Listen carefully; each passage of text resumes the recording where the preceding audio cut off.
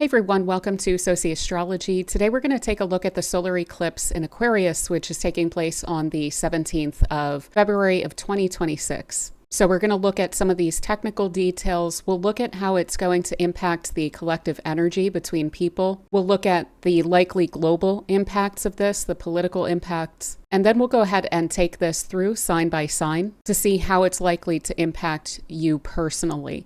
And that is for primarily your rising sign. Then the eclipse will fall into the correct whole sign house in your chart, but also feel free to check out for your sun. And those are time stamped. So let's go ahead and get started with some of the technical stuff here. This eclipse is taking place at 28 degrees and 49 minutes of Aquarius, so almost 29 degrees very late in Aquarius. This is also going to be taking part in a full series of solar eclipses that we will get. The first one this Aquarius season, so 17th of February 26.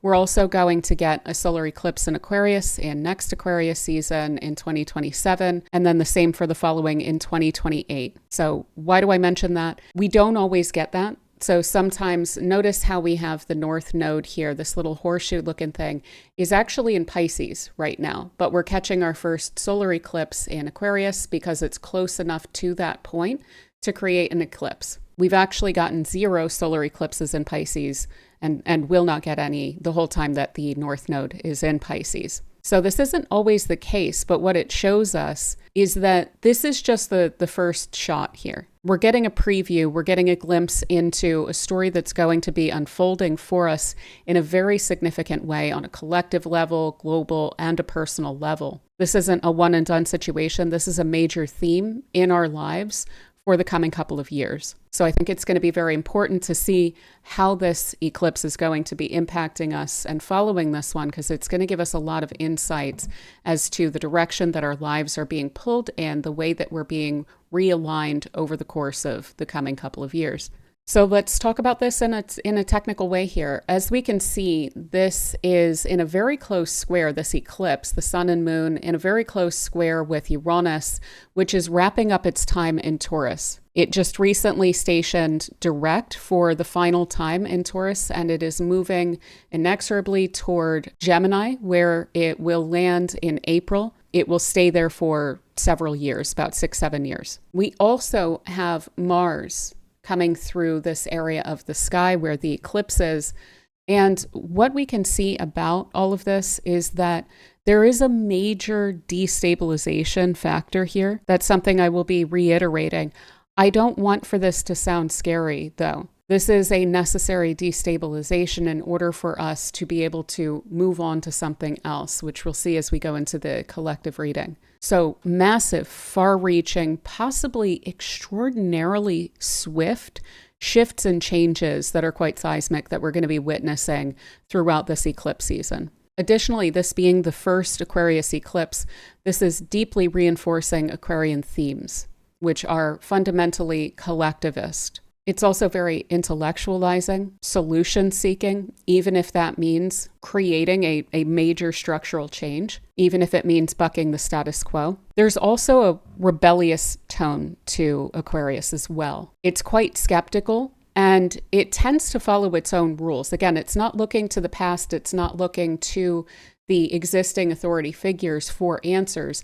It's looking for the best answers, and it's going to follow those, regardless of what people in authority think of that. So we're going to see those kinds of themes come up, given the tone that's coming up here. And remember, that is something that is going to stick with us for some time. These will become somewhat less destabilizing later on. That is mostly an element of this square to Uranus reinforcing that immensely, but the rebellious collectivist tone is going to stick with us for a couple of years, at least. Another technical factor here, given traditional rulerships, Aquarius is ruled by Saturn, and so the ruler of this eclipse is Saturn. The ruler also of the coming eclipses in Aquarius will remain Saturn, and Saturn will stay in Aries almost perfectly through the period of time that we have these Aquarius eclipses taking place, which is fascinating to me. So we're getting that energy bouncing back and forth between Aquarius and Aries. Again, these are deeply independent thinking energies, and they can really inaugurate a completely new structure or system that we're following in our own lives and that we see globally. This does reinforce to me, though, the significance of boundaries in all of this. So with that said, let's start to really dig into this. With that square to Uranus, which is also very rebellious, very liberation-seeking, freedom-seeking, it's not afraid to break things. It's not afraid to break through structures, convention, the status quo. It's been something of a bull in a china shop with Uranus in Taurus. It's been disrupting things that we don't necessarily like to see disrupted, but on some level, it's clearly been necessary to shake those things up. We're getting another very loud amplification of that destabilizing the static structures energy coming through here. As I mentioned in the year ahead when I was talking about this eclipse, I can't really overstate the destabilization factor of this eclipse in particular. It's ruled by a Saturn, which is under the influence of Neptune, which is breaking down some of its structure. And it's also in a rebellious sign and square to an extremely rebellious planet, which is known for breaking things. We also have these two, the sun and the moon, and then we have the Uranus in fixed signs. So these are things that have been with us for a while, which are stagnant that we're breaking through. So on a personal level, this is going to look a lot like striking out on one's own, not feeling a need or even able to tolerate living by the rules of others, especially those rules which are outdated, which are ineffective, which seem to hold us back, which seem to hold us down. If there's a system or a structure or a status quo of getting things done, think about this in our own lives, the way that we go about our lives, the people that we connect with, the rules that we follow, the norms that we live by. There are times in which we need to create a sense of upheaval around that and start to live by a new set of rules. We can see this, of course, easing in and going through cycle after cycle of this unfolding of the rules and the status quo as we've had Saturn and Neptune coming together, conjoining in Pisces and Aries in recent years. This is reinforcing the heck out of that. It's putting a major exclamation point on that Saturn that's in the Saturn-Neptune conjunction, saying the entire culture, the entire global order, but also all of our notions of boundaries and what we've been building toward, we need to check in on that, and we need to make sure that that's actually serving us going forward and that it's going to be sustainable in a way that can keep our hopes and our dreams alive. That's something that's going to be very poignant during this period of time. Do we like what we're connecting with? Do we like what we're doing? And if that answer is no, yes, there are long stretches in our lives where we can live with that. This isn't really going to be able to live with that. So the tolerance level for the stupid rules that we live by, or the outdated notions, the self-limiting beliefs, it's all going to feel way more claustrophobic around this solar eclipse. And the solar eclipse should be able to step in, even if we are somewhat resistant to making the changes that we need and forcing our hand to some extent to create a sense of change. We're also really going to have our minds on a sense of liberation, or who we are and what our rights are. So our rights over our own lives, our prerogatives, what is in our lane, what is in our personal space, and claiming a sense of personal ownership over that. Now, hopefully the collectivist aspect of Aquarius here can also recognize that everyone else also needs their own bubble and their own prerogatives and their own rights over the direction of their lives. So we may see, if we are conflicting with some people around us, we may see ourselves cutting loose from certain ties that we feel are not aligned, that we feel may bother us if we were to witness them having the space that we're wanting to provide to them. We may just need to split off from some of the social groups that we've been connected to. So boundaries are going to be a really important theme, I think, throughout this period of time. Those who haven't in recent years, like a lot of people, been doing a huge amount of boundary work are likely to be doing so here. So if that's something that you have gotten quite good at and you're seeing people around you struggle through the first phases of that, maybe lending a helping hand with that could be really wonderful. Helping people to understand what are the healthy boundaries, that they can be independent, that they don't need to feel codependent, or again, that sense of right and prerogative to live our own lives. Additionally, for any, again, stagnant issues that we've had, this is going to help us to break free of that by providing very unique, innovative solutions to it, to give us a greater sense of liberation within our own lives. As I mentioned as well, with this being ruled by Saturn, which is in the Saturn-Neptune conjunction, this is playing into, and again, amplifying the unfolding redefinition of our own lives, our own passions, our own sense of identity, and what we're building for ourselves, our new hopes, our new dreams. Accepting what hasn't worked, releasing that, and moving forward with a new, very innovative, very independent dream, with the Saturn-Neptune conjunction coming together just 3 days after this eclipse in Aries. So this is also helping us to align with new structures, with new organizations, with new narratives as well, with Neptune there. So what are the self-limiting beliefs? How do we hold ourselves in? Acknowledging that the possibilities for us are actually much greater than we've likely been giving ourselves credit. And that additionally is helping us to break free from stagnancy. I also want to point out, we do have during the eclipse in the sky, these trines between Jupiter in Cancer and these two planets that it's ruling, because they're in Pisces and traditional rulerships, Jupiter rules Pisces. So this Jupiter is ruling Venus and Mercury, and it's in these trines to these placements. These are very compassionate, very care-oriented, highly sensitive to the needs of others placements here. So this isn't just following the cold hard facts and making the pivots that we need. There is this feeling into these solutions aspect to all of this. The realignment with our hearts, with our goodwill, with our compassion, with our sense of desire for harmony and coming together, with the sense of wanting to care for those around you and for humanity generally. Additionally, we even have the North Node, as I mentioned. This is the point that defines whether a new moon or a full moon is going to be an eclipse, and it has its own whole lore around it. The North Node tends to point to things that we are taking in, that we're taking on, that are coming on board, that are being lifted up, that are increasing in significance. It can also associate with these weird time warps where sometimes the past or the future seems to seep through the present moment. And so what we have here is this Venus is exalted in Pisces. It's in one of its best spots when it's in this sign.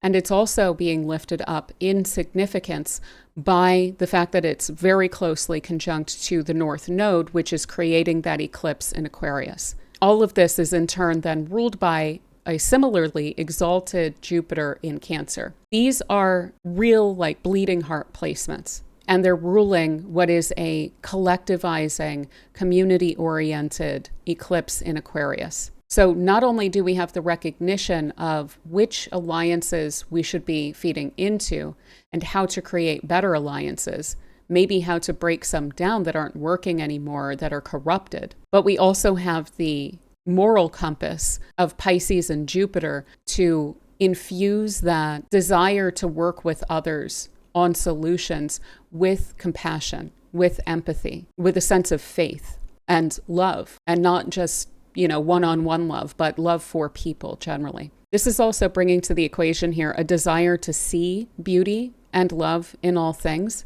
So this is also very creative, and especially when it comes to inspired creative work, this is going to be very helpful to that end. So not just innovative solutions, but creative solutions. Not just unique insights, but perhaps even mystical insights coming in here. There is a strongly heightened sense of intuition in all of this.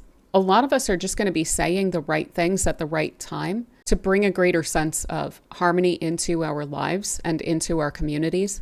And that's really called for here. Now, the North Node here is also in Pisces still, so we're reinforcing a lot of that compassion with that, but it is moving toward Aquarius, which is going to start to flavor this period of time with this major overarching theme of grassroots, collective action, collaborations, working together with people, sense of community, humanitarianism, getting involved, equality, rights, society, progress, people power, mutual aid, online communities. These are also all going to be increasing in significance in the coming years. There's likely to be a huge amount of increased involvement in social causes and a real desire to correct the impacts of social problems on innocent people and the polarization of communities. We're likely to see that really kick off during this eclipse. So the collectivizing aspect of Aquarius is getting reinforced by the universalizing aspect of Pisces. This isn't just about what we want in our own lives. This is about what we want to see in the world. So kind of being the change that you want to see and doing so open-heartedly, but still with some strong notion of your own liberation and your own ability to follow your own moral compass, breaking free from old stagnant cultural norms and things like this, and institutions and so forth. Those which we see crumbling, we can salvage with this eclipse, as I'm going to mention here shortly. We can salvage certain aspects of that with this eclipse. But these changes are necessary in order to push us further than we would have gone for if we didn't have this weird kind of crisis in the system playing out throughout this period of time. I also want to throw out there with this square, there could be, because of the fact that this Uranus is in Taurus, there could be some financial shifts that are going on that are quite significant. It's great that Venus is in Pisces, that it's exalted. We could actually see some weird upswings in value, but it's going to be a mixed bag, I think, for sure. So speaking of things that can be salvaged here, I want to talk about the decan that this eclipse is taking place in. So a decan is a 10-degree space of the zodiac. There's 3 even decans in each sign. So 0 to 10 degrees, 10 to 20, and then 20 to the end of the sign. So where this eclipse is taking place is referred to as the 3rd decan, the final decan of Aquarius. This is associated with the 7 of Swords, which is fascinating because of the fact that we have that square. We already have this major trickster, liberation, looking outside the box for solutions aspect to this eclipse. And yet that theme is also getting reinforced by the decan that this eclipse is taking place in through the 7 of Swords association. So some of you know I rely quite heavily on Austin Coppock for my notions of the decans, and a lot of this comes from his book, 36 Faces. But with the 7 of Swords, what we see is a figure who has found an alternative solution or seeking an alternative solution to direct conflict or direct warfare. So rather than going directly to battle with the force that we can see in the background is encamped at the location, the figure takes the swords away so that they can't be used against his side, presumably. This is either going to give his side an advantage, which is quite tricky, or it's going to maybe force them to a negotiation table, look for an intellectual solution to a conflict or to a stagnant situation. He's also doing so in secret. And I can't help but wonder if there are some major secrets that are going to be revealed with this eclipse that would definitely fit the bill here. But again, there's this cleverness, this trickery that goes on with the 7 of Swords. And Coppock speaks directly to what can be salvaged of a situation that has to change, what still is of value that we want to take forward with us. That's what we get with the Saturn-Neptune conjunction. They wear each other down. They're so skeptical toward each other's notions of what's real and what's significant, what's a priority. And what you're left with at the time of that exact conjunction, which is again going to be concurrent with this eclipse, is something that you know is very true. That's what you salvage. And then you build from that in a different way. So one specific quote from Coppock here is a reference to a quote, growing disgust with the state of things that comes through in the 3rd decan of Aquarius. So I think we can see that. I think that's going to hit something of a fever pitch in the February-March timeframe, perhaps with a sense of corruption. And this can be global. This can even be in our own lives, dealing with the people that we're dealing with. There's these energies of frustration and anger and resentment, divine discontent, which force us to make decisions to change things, to create a sense of departure from where we've been at. So this is the kickoff point. It's not just accepting and embracing what's clearly corrupted. This is about now dealing with it, now actively changing our track. So there's a decision that has to be made at this point about which direction we're going in. Now, that's not always easy, but it is necessary to change things at times. So what this basically represents in this decan is the liminality between the past and the future structurally. So that in-between state where we can be somewhat fearful of, have I made the right decision? Well, it's not really a question because the decision had to be made and change had to be the choice that was chosen. So I'm hoping that thematically or metaphorically makes clear a lot of what I've been saying about this eclipse. He finally ends his treatment of the decan by referring to it as illuminating karmic entanglements and overseeing liberation from them. And that, again, is reinforced by that square to this liberating Uranus in Taurus. A liberation from the past is quite literally Uranus in Taurus. So let's go ahead and utilize that to push us into these global notions. I can't overlook, so I'm just going to throw it out here. It's somewhat less interesting to me, but surveillance, big tech, AI, automation. Of course, these are going to be big themes in the years coming up with all of this Aquarius energy going on, but we may see those companies, those fields, those efforts disrupted in some substantial way. Even crypto may be continuing to be disrupted for better or worse around the time of this eclipse as well. We did see the bottom fall out on Bitcoin as this Uranus and Taurus, which has been strongly connected to Bitcoin and cryptocurrency, as that stationed to go direct. So as it had a directional shift, Bitcoin took that nosedive. So with this eclipse reinforcing that directional shift of Uranus, I would not be surprised to see continued major shifts along those lines. I also think that the whole big tech aspect of Pluto in Aquarius that we've been having, and the Berligarchy, the powers that be, being tech people, I do also think that we're going to see some attempts to open source, some attempts to collectivize technologies as well. We're even likely to see these things start to work their way into governance, voting, like the participation of more technologies in the process of running society in some way. We could also see some breakthrough in the martialization of tech or surveillance or something like this, given this is an eclipse, which is co-present with Pluto in Aquarius, and it's at a square to that Uranus in Taurus there. So with all of that said, let's kind of put those topics aside and get more into the nitty gritty here. This is following up a pretty crazy Aquarius season that we've had. We had a huge stellium of planets in Aquarius. So we had Mercury and Venus, as well as the Sun and Mars, all within the first 7 degrees here with Pluto at the end of January, early February.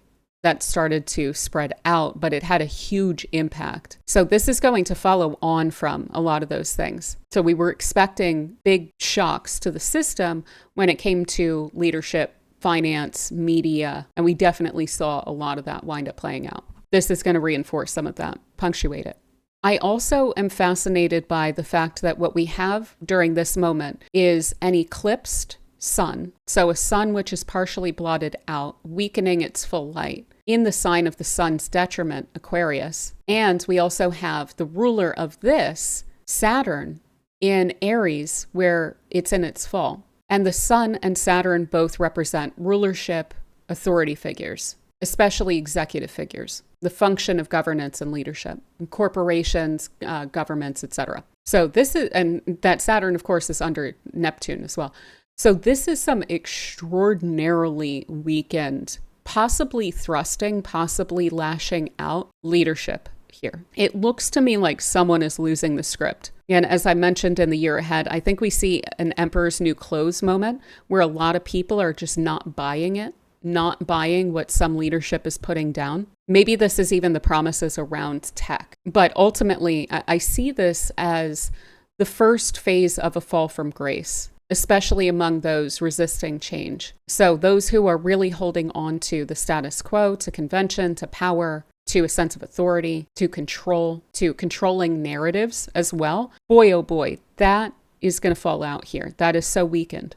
And there's this overarching massive shift underway, systemic, structural, around matters of belief, around matters of value, on a global level. So that with the Saturn-Neptune conjunction here, which again is very, very relevant to this eclipse, the old order is falling away, another is rising in its in its place. But this moment is acutely disruptive because we have the exact conjunction of Saturn and Neptune, and then we have this eclipse ruled by it in a square to Uranus. It's just totally crazy to me. I must admit, I am a bit worried about these months when it comes to notions of conflict, like direct conflict. Now, this is Seven of Swords territory, so hopefully not direct open conflict. But the first planet that is going to cross over this place after the eclipse, which is a significant thing to happen, we tend to pay attention to that, that's going to be Mars.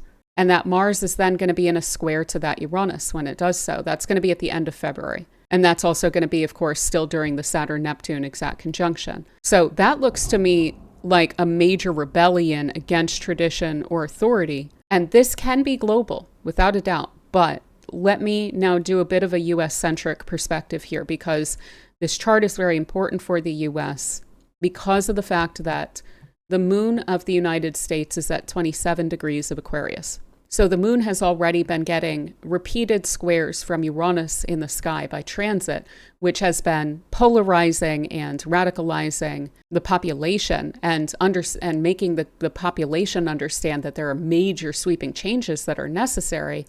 And yet we felt somewhat stuck. We felt like we're just in this point where we can't quite control things. That intensive resentment that we see in this decan, especially around poor leadership, I think is going to come to the fore here, especially with that Mars then coming through and conjoining the US moon, really lighting a fire under people. Not only that, but then this Saturn-Neptune conjunction is taking place on the Imam Kuli of the United States as well. So that is the core bottom of the chart. And that is a point, it's actually in the fifth whole sign house of the United States chart. This speaks to our roots as in our culture and our beliefs about who we are, where we come from, what we believe. What does the United States mean? So there's a fight over this, and people are getting really active around it. There's also a need to kind of come back to the drawing board of what the United States means here.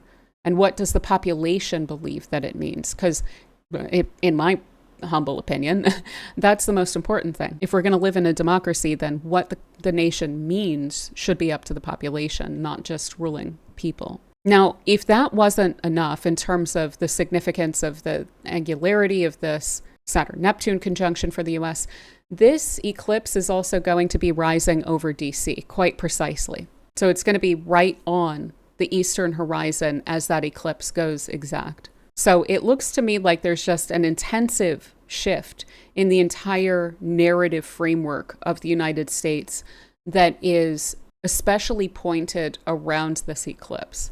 And it does, with Mars there, with Uranus involved, Saturn and Neptune and Aries, it does look a bit martial, potentially a bit violent.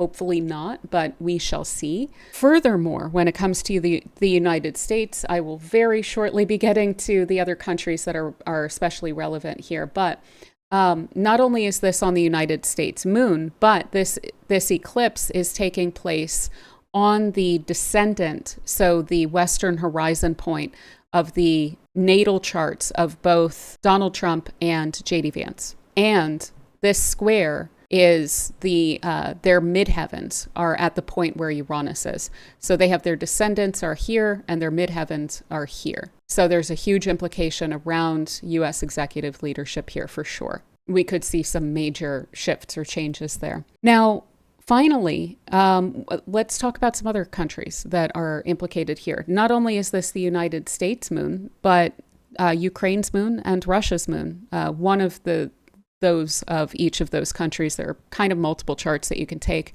but this is also very important for those populations as well. So we may see something going on with regard to those talks or something. This is even in a pretty relevant part of the chart of Volodymyr Zelensky. He has a lot of Aquarius and Leo in his chart, so it's going to be a massive period of time for him every time we have these Aquarius-Leo eclipses coming up. This is also furthermore on the western horizon point, the descendant of the EU. This is also relevant in multiple of Greenland's charts, as well as Georgia.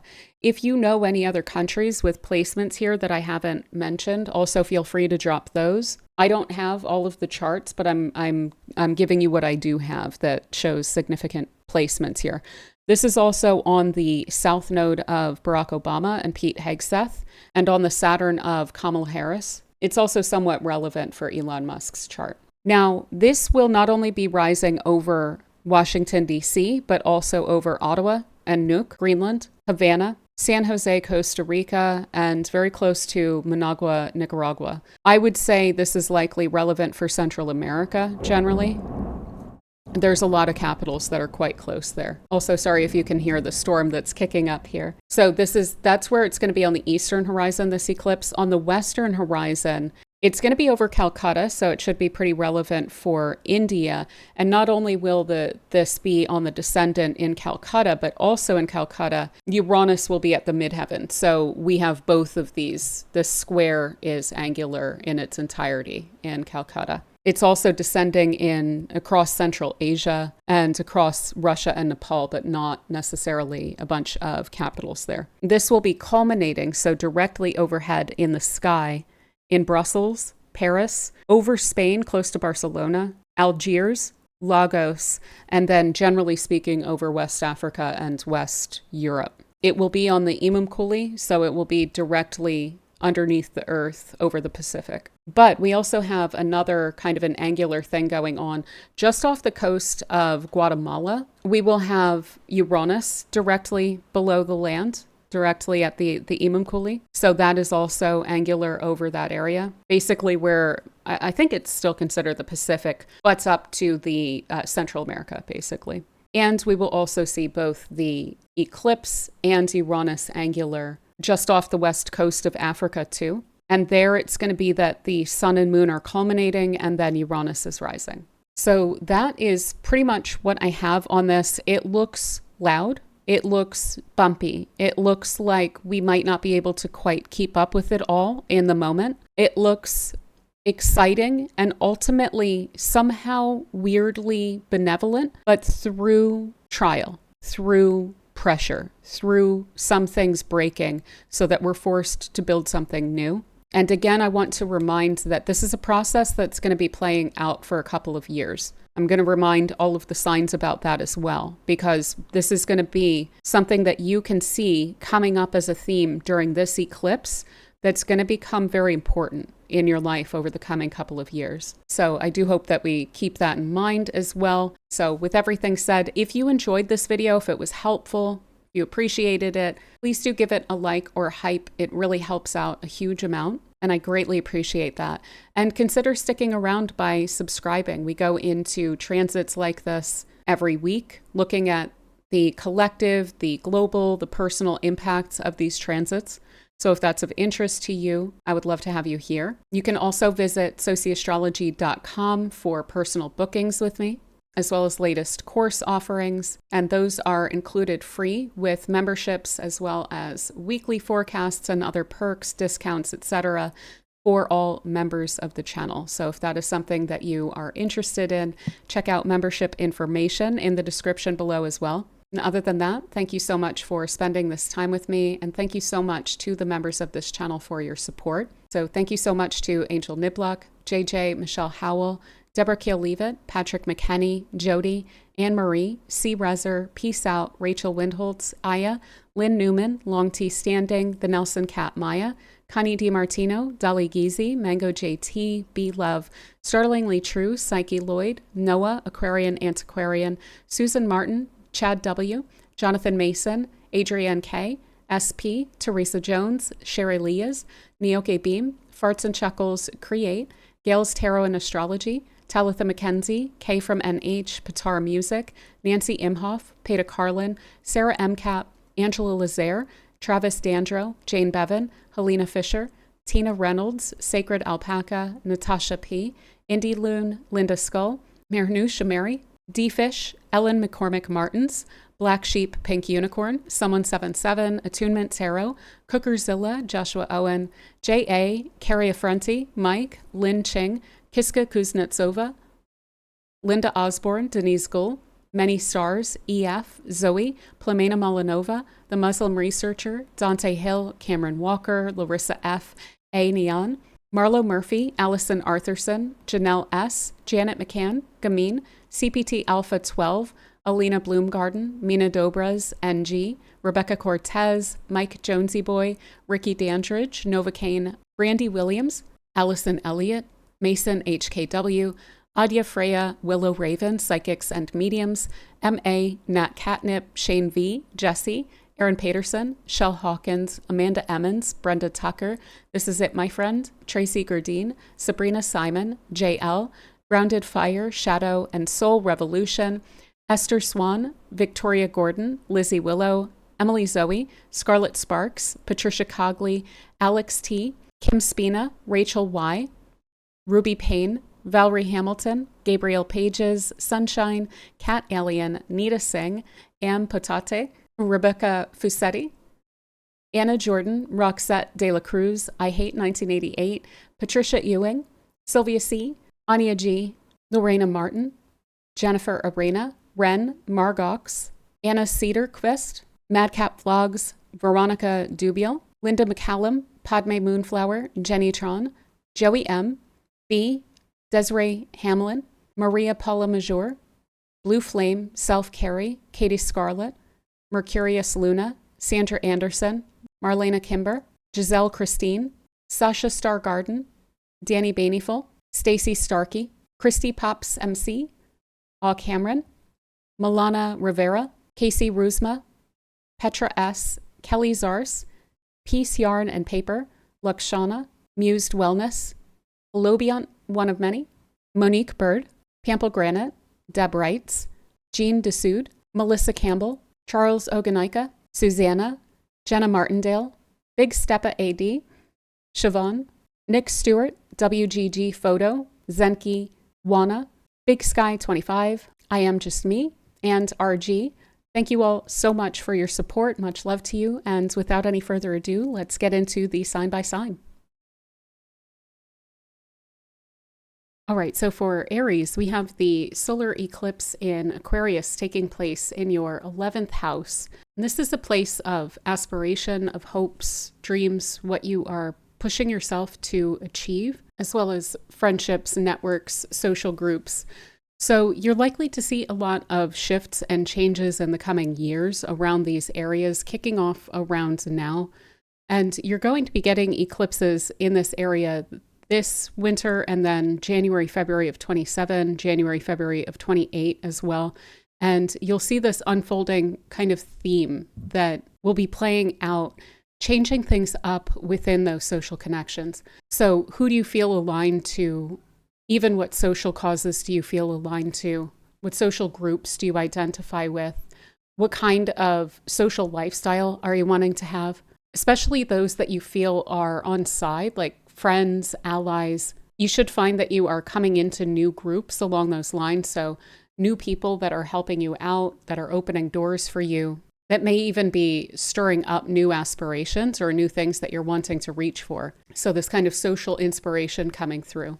So finding yourself running with different groups, belonging to different groups, even in leadership positions. And you may feel that there are some tests along the way. So testing your leadership abilities through collaborating with others on projects. All of this is to really realign you when it comes to who you're spending time with, what kind of influences you're under, what roles you feel like you're able to play, and what roles you're wanting to play. This can also be reinvigorating your social life. So if you've been wanting to collaborate, but you just haven't really had like-minded people around you, or groups that you belong to, maybe like in your community, you haven't known where the people are that are going to be wanting to get into the same things as you are. This can help you to connect with people like that, to bring those groups in. Certainly, this could also be reprioritizing who you're associating with. So with eclipses, we're also going to get lunar eclipses here in the summertime. So you may have some friends either leaving, moving, no longer spending as much time with them to make room for others that are coming in. But more than anything, this is a house of reaching for your dreams. So it's a house of hope and optimism for your future, and the projects and efforts that sustain that level of inspiration. I would expect for new interests to be coming in terms of what it is that you're trying to achieve. You may find that you have reached a new level recently and you're wanting to push yourself higher and higher or into different fields, into different arenas. Like if you feel like professionally things are quite settled and you're happy with that, this could have you getting more involved in your community, inspired to get involved in more social causes and to help other people out as well then. So in addition to new friends, new groups, new networks, and so forth, new dreams, new hopes, new aspirations, new things that you are reaching for, this is a really great house. It's associated with Jupiter. So you may find that things just kind of fall into place, that you feel there's an element of luck and doors opening, opportunities availing themselves to you as you're setting your intentions toward them. So I'd be paying attention to the doors that are opening, the social invitations that you have, the people who are reaching out around this eclipse, because not only are they likely to be more significant than it may appear on the face of it, but this is also a theme that's going to be developing and unfolding in the coming couple of years that's going to be thematically very important for realigning you. But yeah, I think that's a lot of what I have for you, Aries. It should be a pretty good time, so I hope that this eclipse treats you super well, and thank you so much for spending this time with me. All right, so for Taurus, we have the solar eclipse in Aquarius taking place in your 10th house. This is the place of your reputation, your legacy, your public life, your public image, your visibility. It tends to speak to what we think of as career. If you don't have a traditional career path that you're following right now, this is just your public life, what you're known for out in the world. And this is even going to be a series of eclipses that are going to be playing out each January, February. So this year and then next 2027, January, February, same in 2028, we're going to be getting these solar eclipses in this house. So what we have here is the kickoff point of an unfolding story that's going to be thematically very important for you when it comes to your sense of alignment in life, especially when it comes to your future goals and accomplishing those. So there's going to be a huge amount of focus on your public life in the coming couple of years, and it's really kicking off meaningfully this year. So this is going to encourage a redefinition along these lines, again, to realign you to a public role that feels more authentic, that feels more fitting, that feels more inspired. So you may find that you've been on a certain path for a while, or that you've been aiming to accomplish maybe a career in a certain field or in a certain company, or some leadership position within your community. This can even be like a parenting style where your priorities are shifting. So there's something new that's coming in. There's some new notion of what's important to you when it comes to your public image. So this can definitely be those career shifts, promotions, going to a different company, going to a different field, making really strong impressions with authority figures. And it may feel like there's a lot going on, especially during each winter, or rather, I should say each January, February timeframe, winter in the Northern Hemisphere. But you should also feel like there's greater and greater clarity coming in. So, for instance, one of the ways that this can play out is that this first solar eclipse that you're getting in the 10th house could bring in some new things that you're wanting to aim at, but you may not be completely sure as to how to do that. And then as this continues to unfold in the coming years, more and more opportunities opening up to get you there, meeting the right people, making the right impression, such that over the course of this couple of years, you are able to get yourself there, and you may even feel like you are propelled in that direction. This is also going to create an interesting relationship with visibility. So when things are in the 10th house, we tend to speak to visibility, but these are eclipses. So this is a period of time where the moon sometimes blots out the sun. The earth sometimes blots out the moon as we go through all of the eclipse seasons. Sometimes there will be lunar eclipses here as well. But you may find that there's these weird moments where you get visibility or recognition for things that you've done in the past. Like the timing of the visibility may seem a little confusing, but it will come through. And this is propelling you toward a greater sense of feeling seen and feeling like you belong and feeling like you're successful and accomplished in the ways that are meaningful to you. This can also call for a lot of innovation. So there may be new technologies or new strategies that you're following to push yourself forward, getting involved in new, different kinds of networks as well, with Aquarius in this house for you.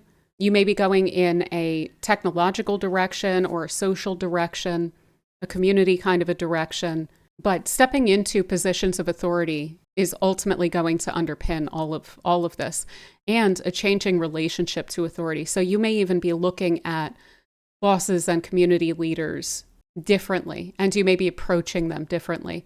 Maybe there is a bit of a reverence to you during this time where if you're able to see better ways of doing things than the status quo, the old leadership, the old guard has brought and maybe is continuing to pursue, you may feel like you're pushing your company or you're pushing your community or some groups that you belong to in a new kind of a direction and redefining authority through that effort as well. And maybe even stepping into authority because of the innovative, strategic kind of vision that you're bringing to these different aspects of your public life. So I hope that makes sense. If you have a traditional career path, this is quite literally speaking to that. Innovation and strategy, propelling you into positions of authority. If you don't have a traditional career path, this can be all of those things, but just related to your family or your community as well. But yeah, I think that is pretty much what I have for you, Taurus. So I do hope that this eclipse treats you super well. Keep in mind, it's kicking off a few years of increased focus in this area. And thank you so much for spending this time with me.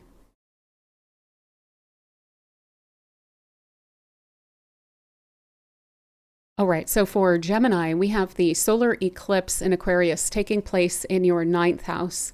And this is the place of your higher mind, of your belief, of your sense of personal growth and expansion. So when it comes to the higher mind, having eclipses here, these are going to actually play out over the course of a couple of years. This is the first of 3 solar eclipses that we're going to get in Aquarius, each of them taking place in January, February of 2026, 2027, and 2028. So there's going to be this unfolding theme that's punctuated each winter by feeling like there's a big push to change your mind about your beliefs about certain things. So your belief systems are likely to come under some very productive and constructive challenge so that they can be updated, so that they can be more reflective of maybe the world the way that it is as we're moving into a completely new era. Maybe when it comes to notions of authority or leadership, you may find that you're expanding into those directions as well, of stepping up and expressing your beliefs about the way that the world should work. You may even have opportunities to publish your ideas with this in the 9th house. Publishing and dissemination of your own knowledge figures in strongly to the 9th house. But keeping in mind, again, the unfolding changing of your higher mind. So changing of your belief system. Trying to remain flexible in that should help a lot in the coming couple of years. And again, as I have written here, shifting your perspective on collectives and meaning. What I mean by collectives is that sense of the world is changing, and so changing your ideas about the world. And when it comes to meaning, the spiritual impetus, the moral impetus, your philosophical framework, your convictions, your values, reprioritizing and renegotiating those internally based on very likely new inputs that are going to feel very expansive to you. So there may be completely new ideas out there that you haven't tapped into yet that are going to make themselves very apparent for you to follow as threads. This could even be along the lines of a new field or a new direction that you're wanting to grow toward. So higher education also comes up in the 9th house. There may be a new subject that you're getting really into and studying either in a college setting or just taking courses or reading books. This could even be a new spiritual practice that you're pursuing. But ultimately, this is coming down to new narratives. So the stories that you tell yourself about who you are within the world, your role, what you're able to reach for, what you're able to expand into, what you're able to experience, that is fundamentally shifting, very likely through feeling thrust into new experiences so that you are forced to expand in new ways and to create, again, these new narratives, new ideas, new perspectives. This may even be encouraged through this social consciousness expansion. So tapping more into like varied perspectives, different perspectives, ones that are unfamiliar to you in the 9th house, introducing you to those things so that you're able to take on board the aspects of that that are meaningful to you. So you may find yourself getting into different traditions or different cultures, studying those beliefs, taking what fits, maybe leaving the rest, maybe releasing some aspects of your own culture or your own existing belief systems or traditions that you feel like you've outgrown.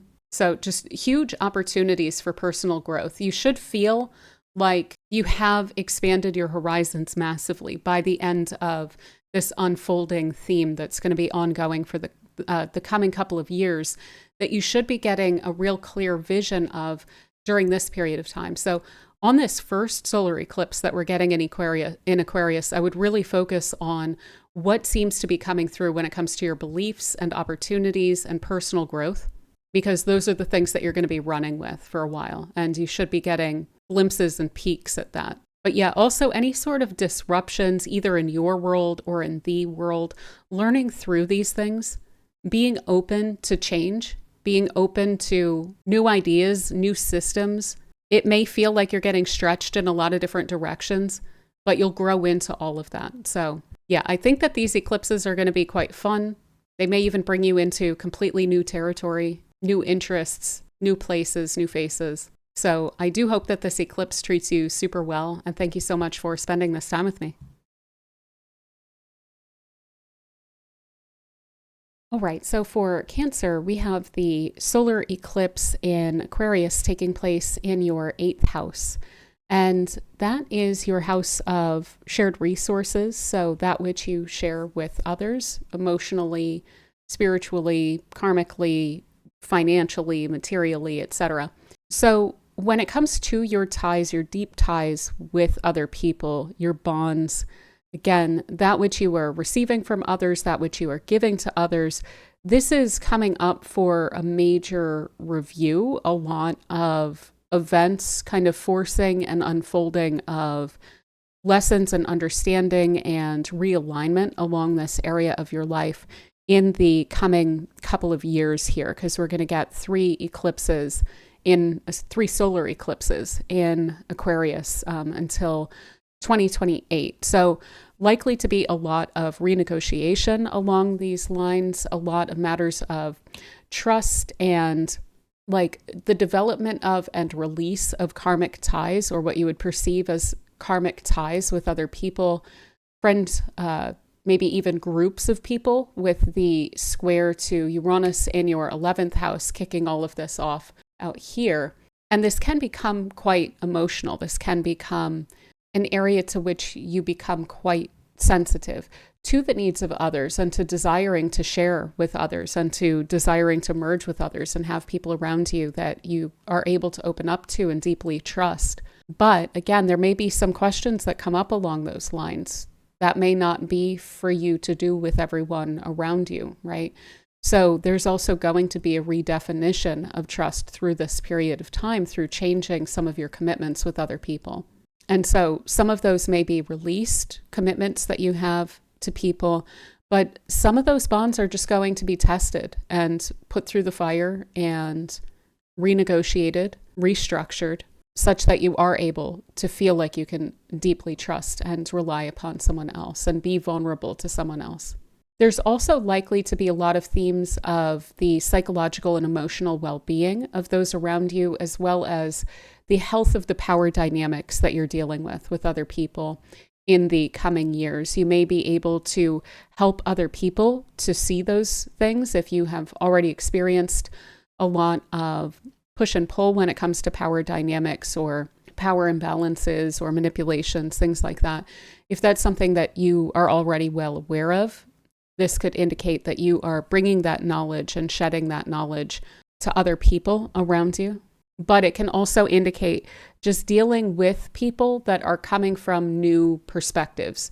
And so, for instance, when it comes to karmic ties, I'm sure that you have seen in your life, sometimes we go through these patterns where we pull in a specific type and we wind up learning over and over the same kind of a lesson or experiencing the same kind of thing for great and for wonderful, teaching us to open up, teaching us our own sense of value. people coming in to really appreciate us, or sometimes it can be a challenge of needing to learn not to depend on others so much, or not to believe what other people are saying about you, not to worry so much what other people are thinking, or not putting yourself out quite as much for other people, etc. So for better and worse, there's sometimes these waves of lessons that we wind up experiencing.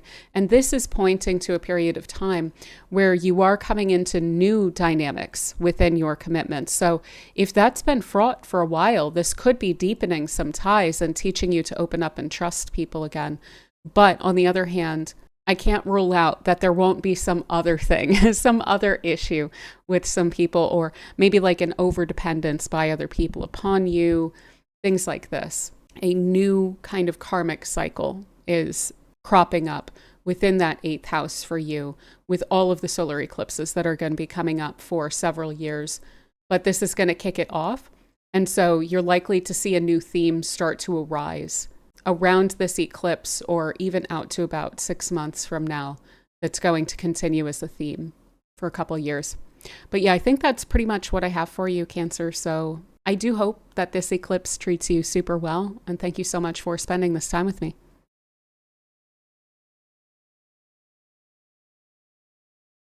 All right, so for Leo, we have this solar eclipse in Aquarius taking place in your 7th house. And this is the house of your partnerships, so one-on-one connections with other people primarily, as well as how you relate to other people. And this is going to be the first in a series of 3 solar eclipses that we'll get each January, February of the coming 3 years. So there's this one, and then there's another in 2027 and another in 2028. So we're just starting to kick off these major themes that are going to be developing with regard to your relationships, your partnerships. So this is likely to be shaking up some of your expectations. This would be a really good area to focus, I think, on this first eclipse is, what are your expectations? What are your standards within relationships? Who are you connected to? Are you satisfied with those connections? Do you still feel aligned with those connections? These are a lot of the questions that are likely to get answered over the coming few years, but being aware of them on the front end and paying attention to the shifts and changes that are going on around this time can help prepare you for the coming eclipses as well. So expect a lot of shifts when it comes to your partnerships, new ones coming in. This can be not just romantic partnerships, close friendships, business partnerships, clients. And I mean this in a literal sense of new people are likely to be coming in each January, February time that you're going to be partnering up with and that you're going to be collaborating with. So certainly this can speak to taking a relationship to a next level or meeting a partner, redefining a relationship or a partnership that you're in, redefining your role within a partnership. So for instance, if you work for a firm or a partnership, you could be taking on a different role within that. But this can also speak to your romantic relationship, renegotiating some boundaries or expectation standards, what you're willing to put in, what other people put in, and how you relate to others. So if you've had any tendencies of overgiving or disappointment with partners, if this is an area that you even haven't fully thought through in quite some time, you're likely to be put into positions or have experiences where you're actively thinking about this and actively realigning how you relate to other people and what kind of people you want to be connected to closely. With this in Aquarius, there is this emphasis on equality and mutuality. So beneficial connections, mutually beneficial connections. You may even have insights on the type of people that you tend to bring in or that you magnetize to you. One of the more annoying aspects of this may be some mask off moments with people that you know, but I would really look for the insights that that's able to provide for you. If someone's behaving in a way that you really don't like during this period of time, try your best to take note of that, because there's a lot of lessons in that can be incredibly helpful to tap into for insight and foresight for when you're making partnerships or when you're connecting with people in the future. Or again, how the way that you relate to other people draws certain types of people in. This is also a place of contract, so the other party of a contract. Hopefully there's nothing legal going on, but that can be the case. There could be some kind of open dispute that winds up playing out over the coming couple of years. And if that's the case, again, I would expect the January, February timeframes, as well perhaps as the July, August timeframes, to be especially significant in terms of movement or feeling propelled or thrust, like the timeline is speeding up with those things around those seasons. You may even find yourself getting involved in new contracts, signing on to things, but you may also find that there are some old contracts that you've had, be it like a karmic contract, a karmic tie, a certain pattern of, again, relating to people that just doesn't seem relevant anymore. It just doesn't fit anymore. And clearing the decks basically from that. But yeah, ultimately collaboration is going to be fascinating.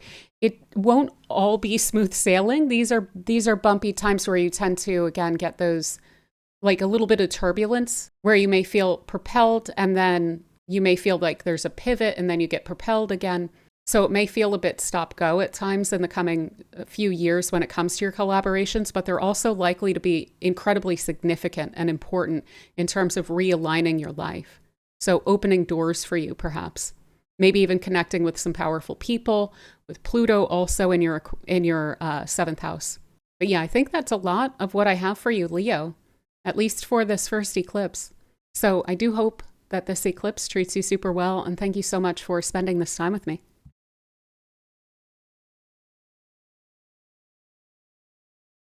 All right, so for Virgo, we have the solar eclipse in Aquarius taking place in your sixth house. This is the house of your daily routines, that which you put a lot of effort and energy into.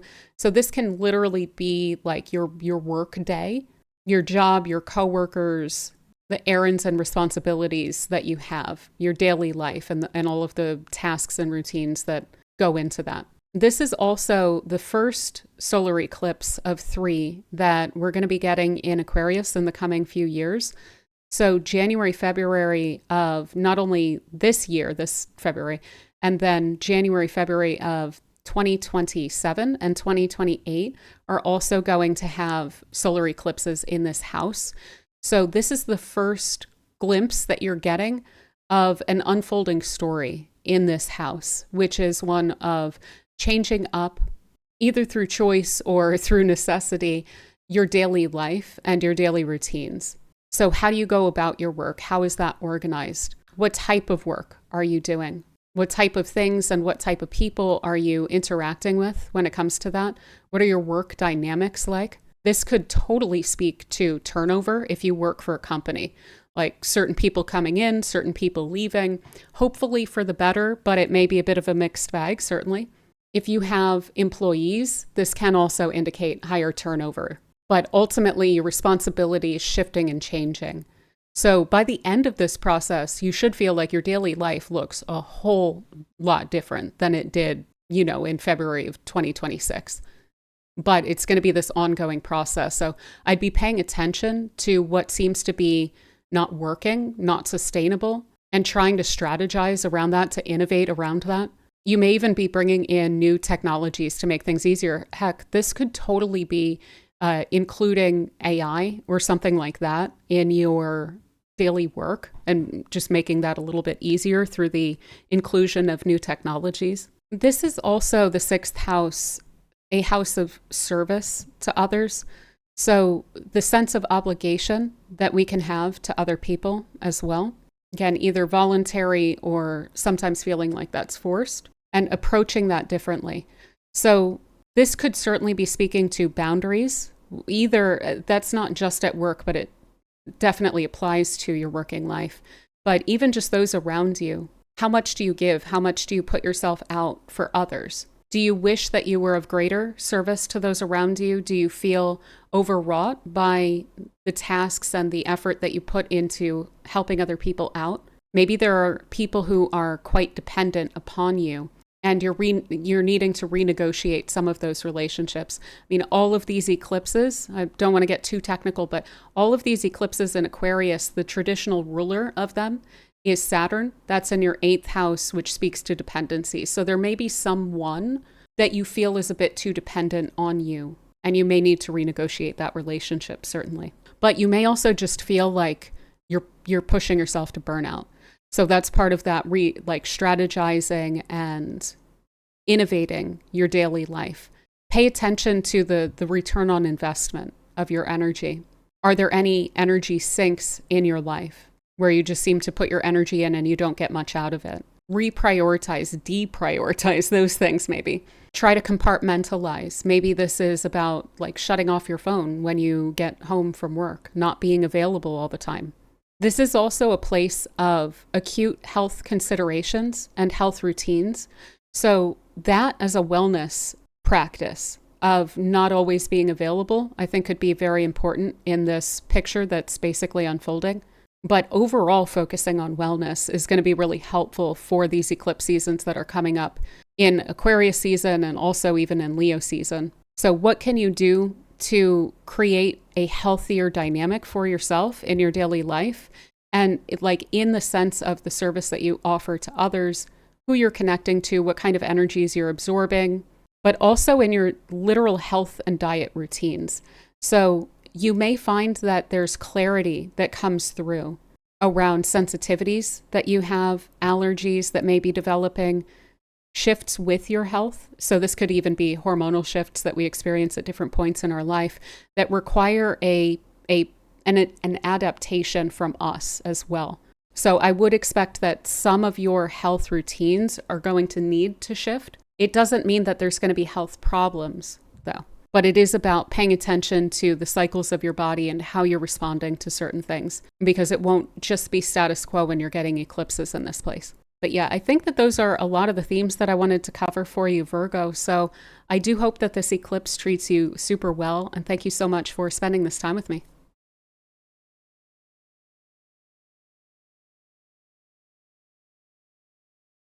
All right, so for Libra, we have the solar eclipse in Aquarius taking place in your fifth house. Your fifth house has to do with creativity. It has to do with joy and pleasure, that which is created of you and of your spirit and even of your body. So your children also show up in this place. But these are the things that you like to connect to that feel really authentic to you. So when it comes to any sort of creativity, quite literally, creative expression, hobbies, interests, crafts that you're into, for one thing, this is the first of a series of eclipses that are going to be taking place in this sign, in this house. So we're getting this one in February of 2026.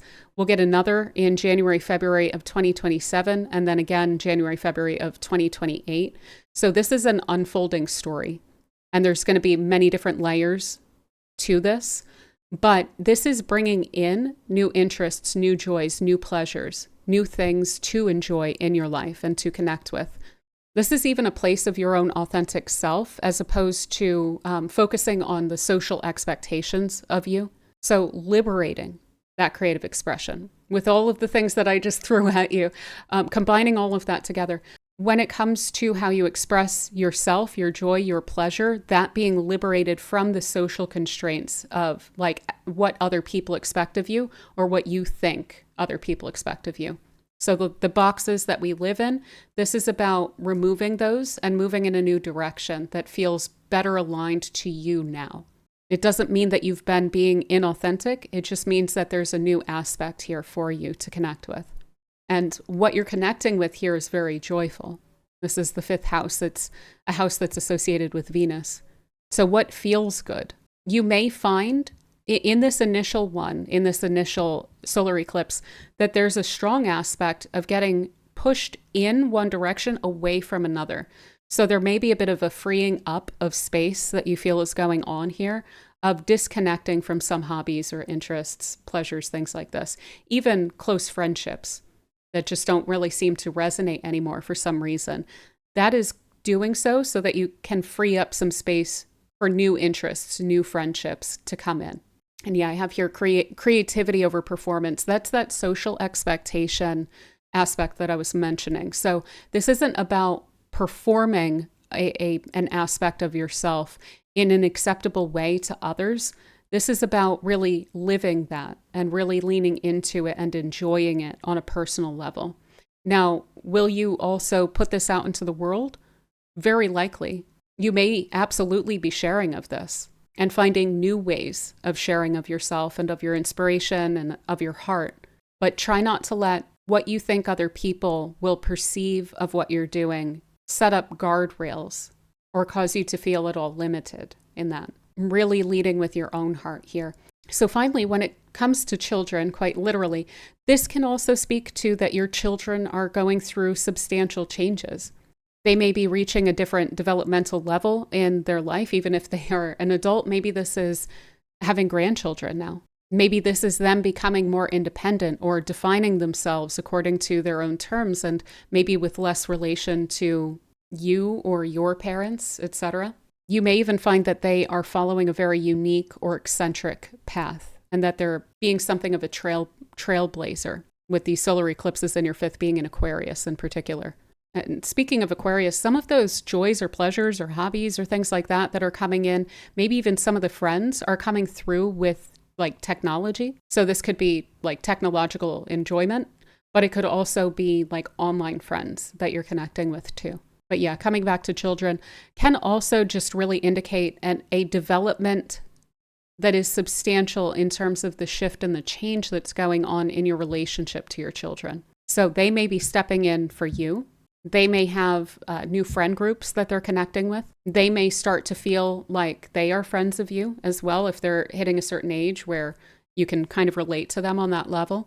And yeah, as far as that goes, I would just say this is probably quite natural for you having Aquarius in your fifth house, but letting them explore, letting them do their own thing, letting them be eccentric and trying to support them in that, as long as they're not doing anything harmful. I think that that's going to help this to be as smooth of a process as possible too. You may even wind up having children if you don't have them already with these eclipses. So if you don't want to do that, that's something to keep in mind.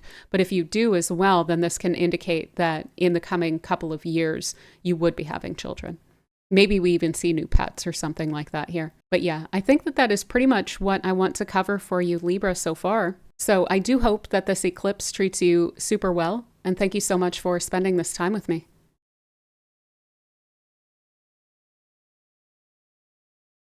All right, so for Scorpio, we have the solar eclipse in Aquarius taking place in your fourth house.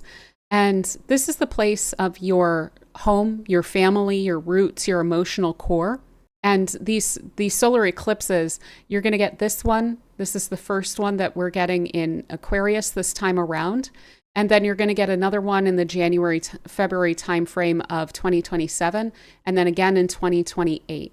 So this is going to be an unfolding story that's kicking off now and prioritizing this area, indicating that there's a lot of shifts and changes that are very meaningful and realigning within these areas of your life. So particularly your home and your family life, renegotiating some of those relationships and roles likely.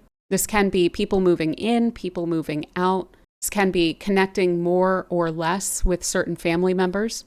Substantial changes in how family members are experiencing their own lives that is impactful to you. So this could be a change that a parent is going through, for instance, that is somehow very relevant to you and may even have you rethinking some family patterns, some inherited patterns. You may be looking into your roots and trying to gain, or even just involuntarily gaining, a lot of insights into how things have been passed down the line to you. And you may want to let go of some of those things and to renegotiate, redefine your emotional core for yourself, and having that less rooted in your parents or your grandparents or your ancestry, and claim that a bit more for yourself so that you feel like you have a bit more control of that. This has a lot to do with the roles that we play and the roles that we seek, the relationships that we seek out in the world. So this is bringing some insight into that area so that you can realign it. So even your sense of belonging is being reshaped during this time. Who do you belong with? Who does feel like family? Who feels like they offer you a sense of deep security, like they are foundational to your life? There's likely to be some shifts along those lines as well. And you may be pulling some really close friends or partners into that area and depending emotionally more on those connections than, say, your family of origin. But this could also play out as literal changes in your home. So this can be significant moves that you were planning. You may start to get some notions of that with this first eclipse and then eventually wind up moving in, say, 2027 or 2028. But you may also be renovating big time or making huge changes to your literal home. This can also have you buying and selling property, so coming into property. But yeah, other than that, again, your roots and your histories, there's going to be long-term eclipses in the 4th, but also in the 10th. And this combination to me speaks of where are you coming from and where are you trying to get to? So what do you feel like is your narrative around your origin? Where do you come from and what are you capable of due to those stories that you tell yourself, maybe subconsciously, or your family has told you about where you come from and what's possible for you based on that? If you change that notion of where you're coming from, then you can therefore also, with the solar eclipses in your 10th house, change notions about what you're able to aim at achieving in this life as well. So the insights into roots and to histories, yes, it's your family, yes, it's your lineage, but it's also you and where you come from. And again, the impact that has on the connections that you have and the choices that you make. Also, where does your emotional safety lie? So is it deeply in your family?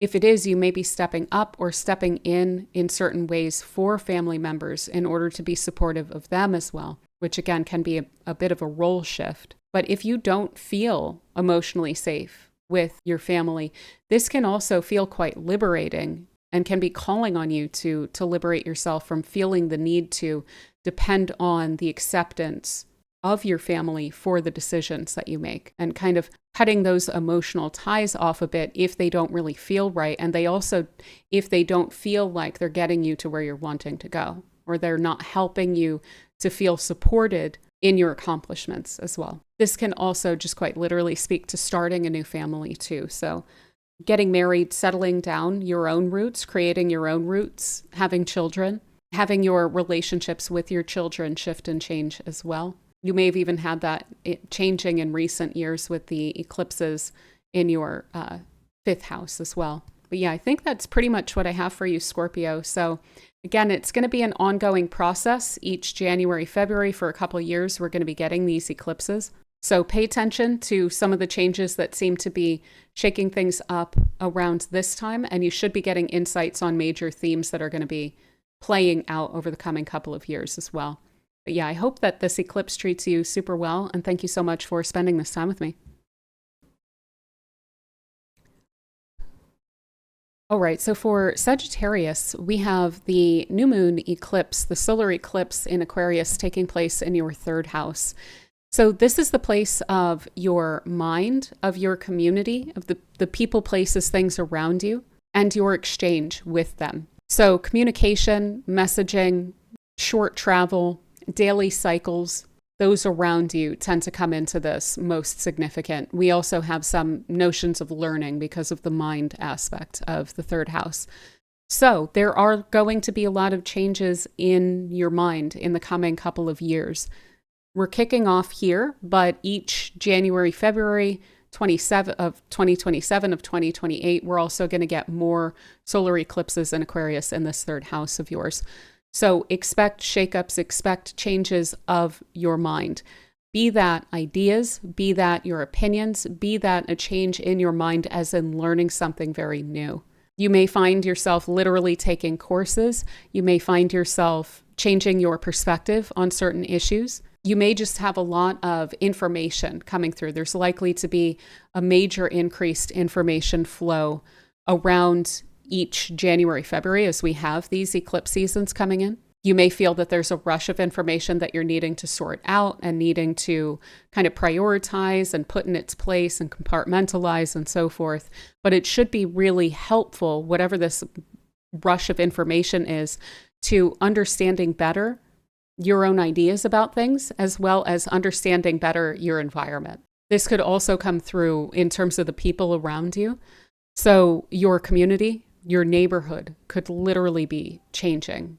This could be zoning stuff. This could be a huge amount of construction. This could be people moving in and out. And so the neighbors that you have around you literally being different people. This can also have to do with peers generally, so siblings and some friends. They can be going through some major changes that are impacting you as well, and that may be broadening your perspective or giving you some new concepts to work with or ideas to work with when it comes to your own life. You may be learning a lot from the decisions and behaviors of those around you. You may even be deciding based on that, the decisions and behaviors of those around you, who you are and are not wanting to communicate with and exchange as much with, or to have in your environment as much. So your networks can also be getting reshuffled, reprioritized, renegotiated around this time, again, through pluses and minuses literally of the people that you're connecting with. You could also find yourself in some very significant way adopting or adapting to new technologies. So not just in the usual way of we upgrade our phones and we learn new programs that we don't like and we struggle through this era that we're living in, but this would be, for instance, like learning a new kind of a technology or embracing some, newfound gadget or whatever that is of substantial impact on your daily life. You may also be like time management stuff may come into this, or like scheduling, planning out your day, planning out your time, planning out who you're connecting with and when. That may play into this quite big as well. Also, the changes to your community can literally mean moving. If that's something that you have thought about, you may have even done so recently with the eclipses that you've recently had in your fourth house. But basically, when we get eclipses along these houses around the bottom of the chart, it can literally mean that your location is changing, and therefore your community would change because you would be in a new one, right?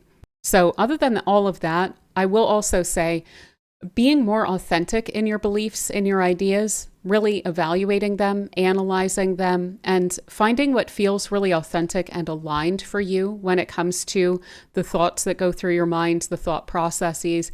If you have struggled with anxiety or racing thoughts, things like this, these eclipses should help to give you some insight onto that so that you can work through some of those things as well. But your communication style is also likely to change.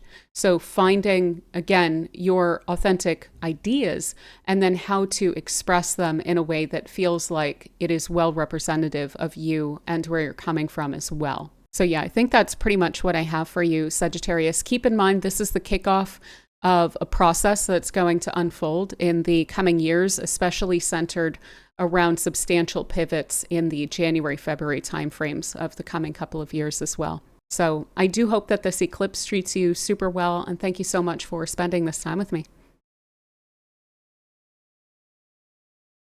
All right, so for Capricorn, we have this Aquarius solar eclipse taking place in your second house. And this is the house of your own personal resources, what you value, what you want to grow and create more of in your own life in order to feel more safe, secure, more like yourself, more supported. So this is going to have you reevaluating everything. We're going to be getting 3 of these solar eclipses in Aquarius in the coming years. Every winter, we're going to get one. And so there's going to be these pushes to reevaluate. And by that, I mean literally valuing things up. What value do you place on all the different things in your life? What is truly a priority for you? What are you truly wanting to grow? Based on your own rules, not based on what you think that other people are valuing or what you should be valuing. What truly do you want to grow? You're likely to get a lot of insights on that throughout this period of these various periods of time that we're coming into, and a sense of more and more unfolding, more and more clarity each winter. And sorry, that's from a Northern Hemisphere perspective. It's going to be about January, February that we continue to get these.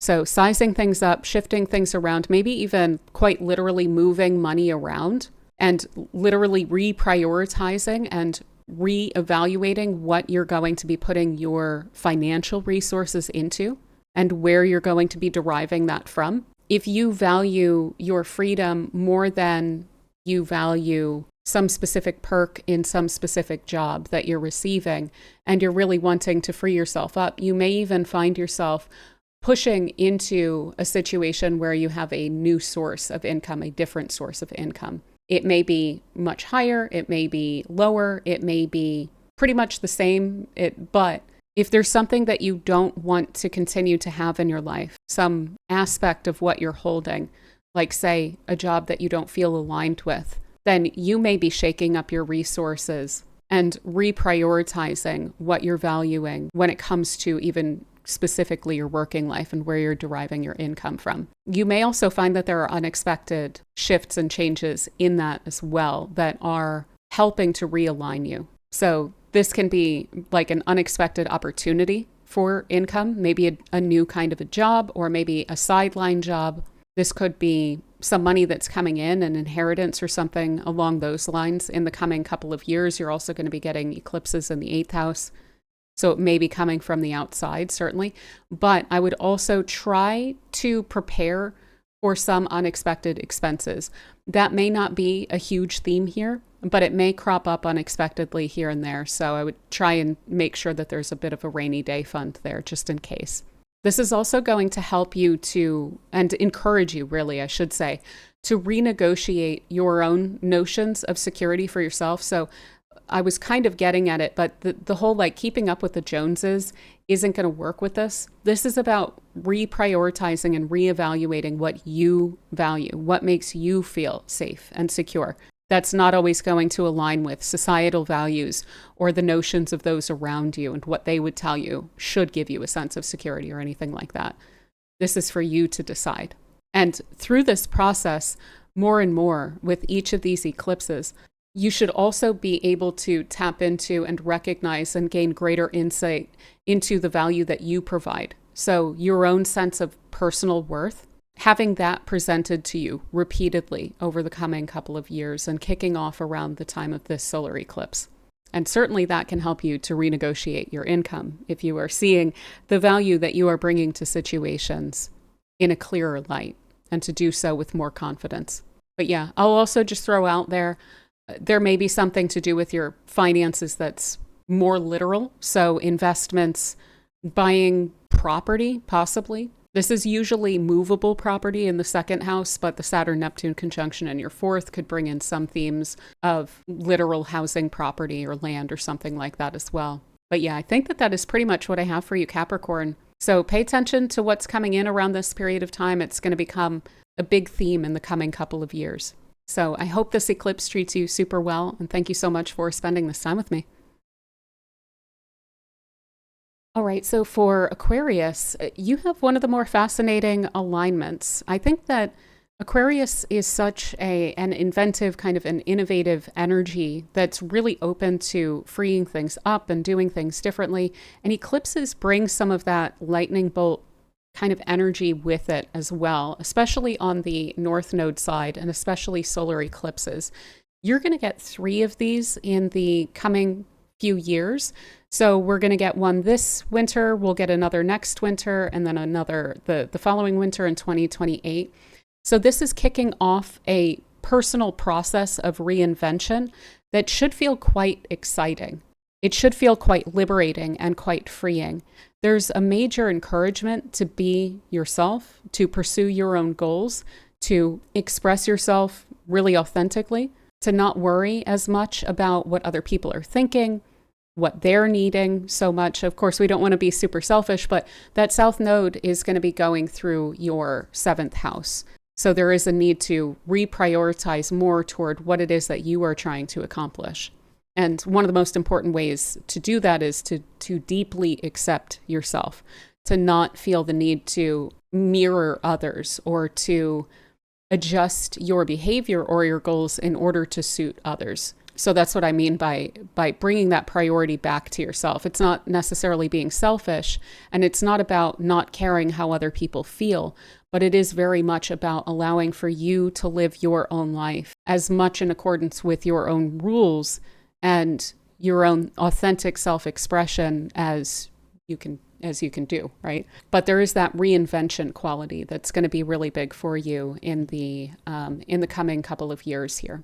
You may even feel like there are whole aspects of yourself that have held you back that you are going to be purging in the coming few years, with Pluto also in your 1st house. So yeah, big time reprioritization around your personal goals, around the sense of the role that you play, the role that you want to play, how you want to carry yourself, how you want to approach situations, how you want to be seen, reprioritizing and redefining across that whole notion of your personality and what you're going after and who you are.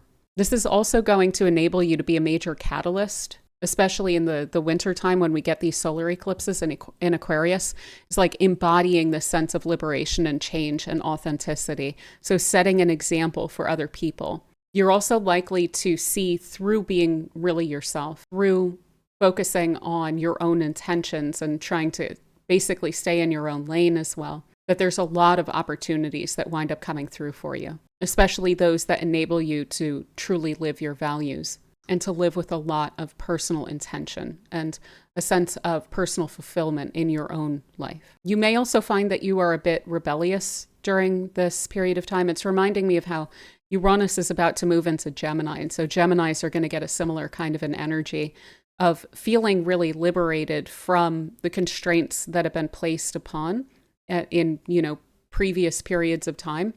So you may feel a bit rebellious. You may feel like you're doing things and you're pushing yourselves you're pushing yourself in ways that other people may side eye or they may see as counter to the status quo or counter to the way that you've done things in the past. But hold that space for yourself, because that's what you're really being encouraged to do in the coming couple of years, is to come much, much more into your own self. But yeah, that's pretty much what I have for you, Aquarius. It's quite straightforward. I think it should be quite exciting. It should also be quite illuminating and insightful when it comes to who you are and your sense of personality and persona. So I hope that it treats you super well. And thank you so much for spending this time with me.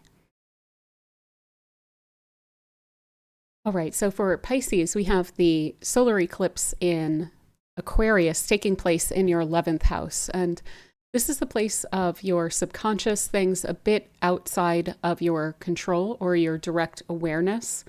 This is also the place of like all of our internal patterns of thought, as well as a pretty spiritual place where we go to retreat. So you are likely to see in the coming couple of years until 2028, we're going to get 3 solar eclipses in Aquarius in this house of yours.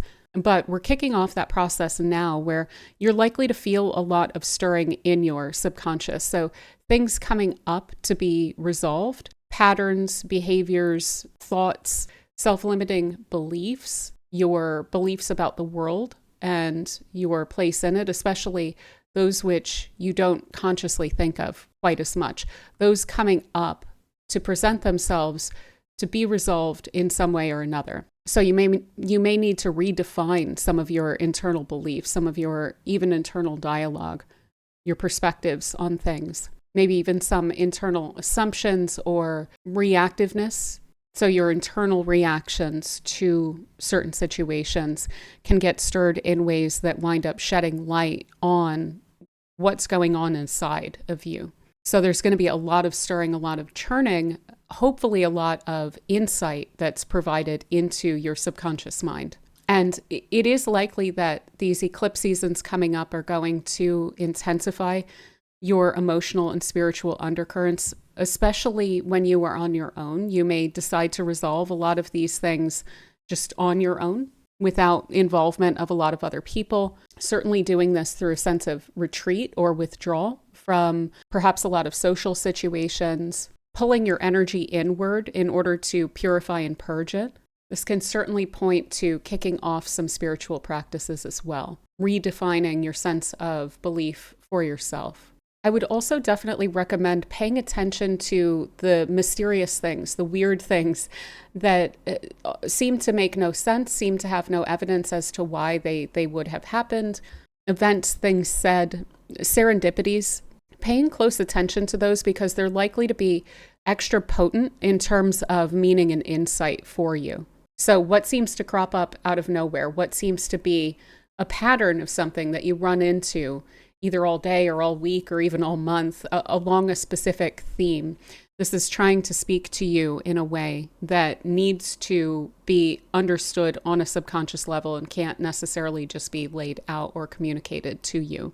You may even feel that there are some karmic ties that are just being released, especially karmic patterns, like your own karmic weight or baggage may seem to suddenly release or shift in different directions.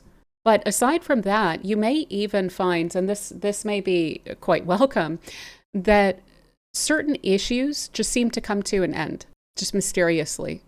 There's an ongoing issue, and then it just goes away.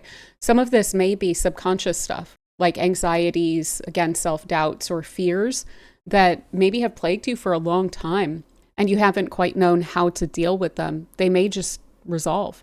But this can also be issues or challenges, even external, that just seem to resolve themselves and go away, especially around the eclipse season. So in the winter, the middle of the winter, and then the height of the summer as well, as we're getting these eclipses in these houses for you. But yeah, finally, I will just say there is an encouragement to go within. There is an encouragement to withdraw at times, especially around the eclipse seasons. These aren't the best times to initiate things. These are very cadent houses that you're going to be having the eclipses across. So instead of focusing on what you're wanting to get started, especially around this February, around this solar eclipse, I would focus a bit more on what you're wanting to finalize or bring to a close with this new moon eclipse in your 12th. But yeah, I think that's pretty much what I have for you, Pisces. So I do hope that this eclipse treats you super well. And thank you so much for spending this time with me.